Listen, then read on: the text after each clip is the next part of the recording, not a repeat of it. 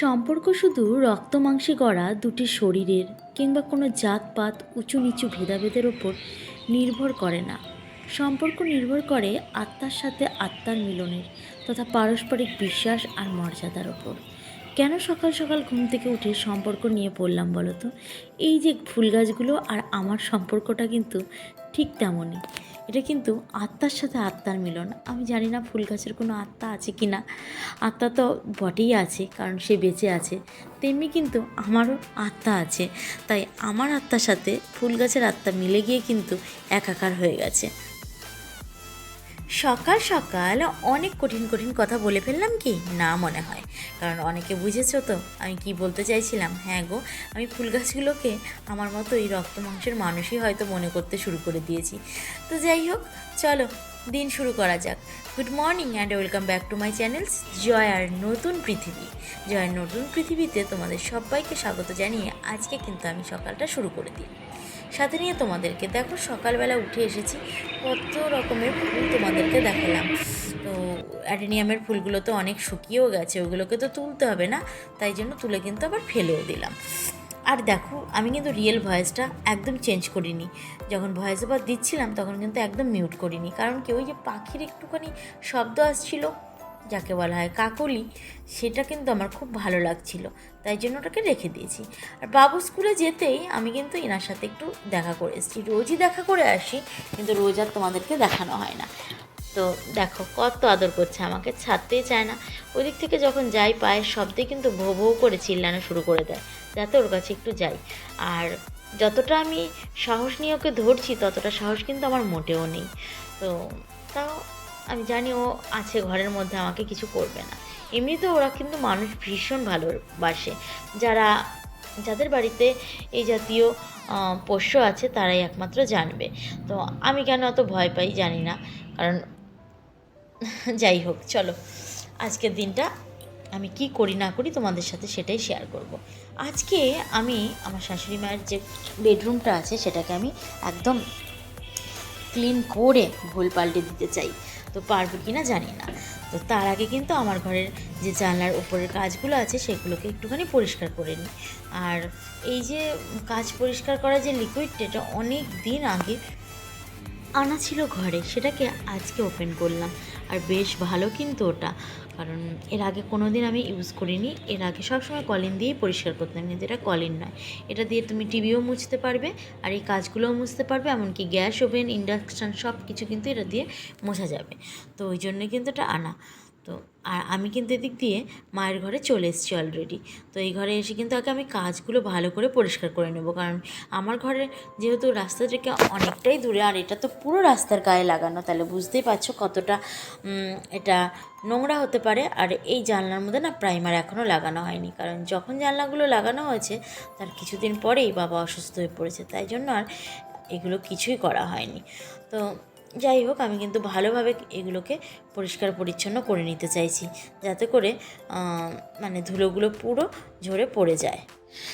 দেখো শুধু তো মাত্র ঘর পরিষ্কার করলে আমাদের হবে না, না তার সাথে সাথে কিন্তু রান্নাটাও করতে হবে, কারণ পেট তো বুঝবে না, না তাই জন্য আমি আবার এখানে এসে রান্না কিন্তু চাপাতেই এসেছি। চালটাকে ভালো করে ধুয়ে আমি কিন্তু চলে যাব ভাত বসাতে। আর চাল ধোয়ার সময় একটা কথাই আমি তোমাদেরকে বলতে চাই, যে ওই যে 3 মুঠো চাল আগে যে মায়েরা রাখতো না, তাতে করে আমরা তো আর মুঠো করে রাখি না, একটু একটু করে কিন্তু 3বার করে বা হাত দিয়ে চালটা তুলে রাখতে হয়। সেটা অনেকেই জানো, আবার অনেকে নাও জানতে পারো। আমি কিন্তু এই কাজটা করে থাকি, এটা আমার মাকেও দেখতাম।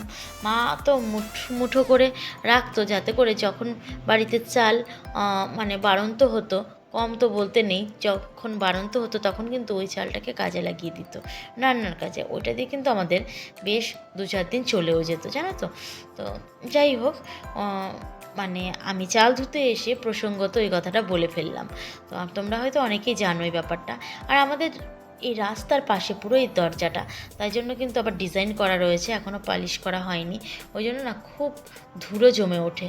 একার দ্বারা এগুলো হয় না, আর আমাকে একা একাই কিন্তু এই পরিষ্কার পরিচ্ছন্নগুলো করতে হয়। সেটা হয়তো তোমরা অনেকেই বুঝে থাকবে, কারণ যে কাজ আমি পারি সে কাজ কিন্তু আর কেউ করতে চায় না, ভাবে যেন আমি সব থেকে ভালোভাবে করতে পারি। ওই জন্য হয়তো কেউ ধরে না, কে ধরবে ধরার মধ্যে? মা তো ঘাড়টাকে উঁচু করে ওপরের দিকে তাকাতেও কষ্ট হয়, মানে মায়ের ঘাড়ে প্রবলেম আছে একটু। আর বাবা তো অসুস্থ, আর জেঠুর দ্বারা না অত কিছু হয়ে ওঠে না, ওই জন্য আমাকেই করতে হয়। তো করি, অল্প অল্প করে সব দিন করে রাখার চেষ্টা করি এসব। এবার মায়ের ড্রেসিং টেবিলটা চলো তো একটুখানি পরিষ্কার করে নিই, তোমরাও থাকো পাশে। এই ড্রেসিং টেবিলটাকে আমি অনেকবার বলেছি যে এটাকে চেঞ্জ করো। এই মুহূর্তে যদিও হবে না, কিন্তু যখন হওয়ার ছিল তখনও বলেছিলাম এটাকে চেঞ্জ করে। এখন না আমার খুব ভালো লাগে ওইগুলো, ওই যে প্লাইউডের যে সুন্দর ড্রেসিং টেবিল বেরিয়েছে, খুব মানে যে বেশি দাম তা নয়, অল্প দামের মধ্যে কিন্তু বেশ ভালো লাগে। তো ওইগুলোই বলেছিলাম কিনতে, বলে না এটা আমি কিনেছি এই করে ওই করে, মানে আমার শাশুড়ি মায়ের বিয়ের পরে অনেক কষ্ট করে তো এই সংসারটাকে উনি করেছেন, তখন একটু একটু করে পয়সা জমিয়ে এই ড্রেসিং টেবিলটা, তারপরে আলমারিটা, এই সমস্ত জিনিস কিন্তু উনি কিনেছিলেন। ওই জন্য এই সমস্ত জিনিসের ওপর কিন্তু একটা আলাদাই টান থাকে। সত্যি এটা থাকারই কথা, তাই না?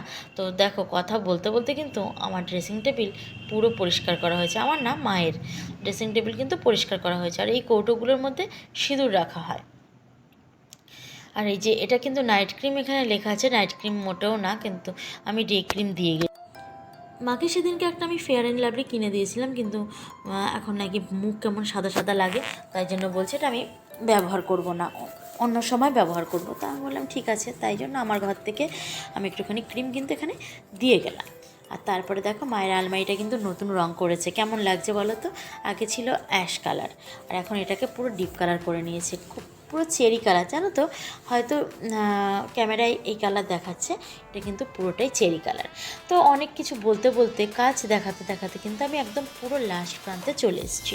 তোমাদের জানি না আমার ভিডিওটা আজকে কেমন লাগলো, যদি ভালো লেগে থাকে তাহলে অবশ্যই কিন্তু লাইক করো, কমেন্ট করো আর শেয়ার করো। আর খুব ভালো লাগলে পাশে থেকে যেও, তোমাদের পাশে থাকা আমার একান্তভাবে কাম্য। তোমরা পাশে যদি থাকো, আমিও তোমাদের পাশে থাকবো, আই প্রমিস। তো চলো, আজকের মতো এই পর্যন্তই, আবার দেখা হবে অন্য একটা ভিডিওর সাথে। ততক্ষণ পর্যন্ত তোমরা এই ভিডিওটা দেখো, দেখে ভালো লাগলে অবশ্যই বলো কিন্তু আমাকে টাটা।